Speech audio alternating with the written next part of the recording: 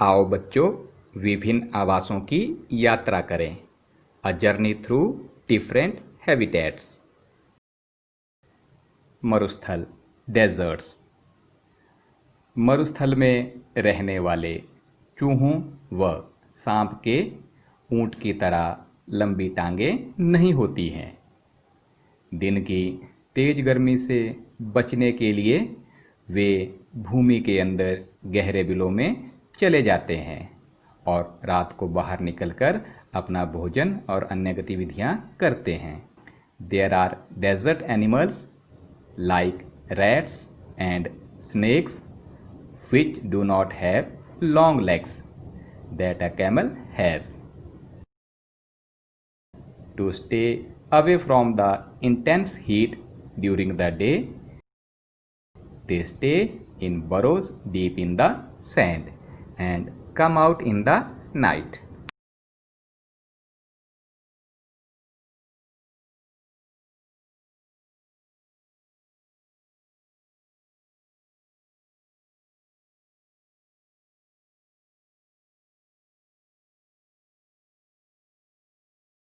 बच्चों, मरुस्थलीय पौधे वाष्पोत्सर्जन द्वारा जल की बहुत कम मात्रा निष्कासित करते हैं, यानी वातावरण में छोड़ते हैं। मरुस्थलीय पौधों में पत्तियां या तो अनुपस्थित होती हैं या बहुत ही छोटी होती हैं।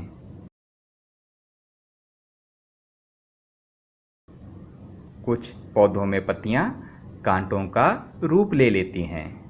आपने कैक्टस को तो देखा ही होगा। Desert plants lose very little water through transpiration. The leaves in desert plants are either absent और वेरी स्मॉल और they are in the form of spines. इन पौधों में प्रकाश संश्लेषण सामान्यतः तने में होता है। तना एक मोटी मोमी परत से ढका होता है, जिससे पौधे को जल संरक्षण यानी जल बचाने में सहायता मिलती है। Photosynthesis in these plants is usually carried out by the stems. The stem is also covered with a thick waxy layer, which helps to retain water in the tissues of cactus. पर्वतीय क्षेत्र, mountain regions. ये वृक्ष सामान्यतः शंक्वाकार होते हैं तथा इनकी शाखाएं तिरछी होती हैं। इनमें से कुछ वृक्षों की पत्तियां सुई के आकार की होती हैं, नुकीली।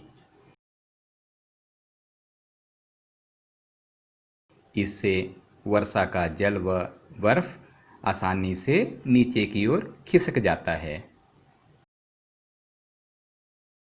These trees are normally cone-shaped and have sloping branches. The leaves of some of these trees are needle-like. This helps the rainwater and snow to slide off easily.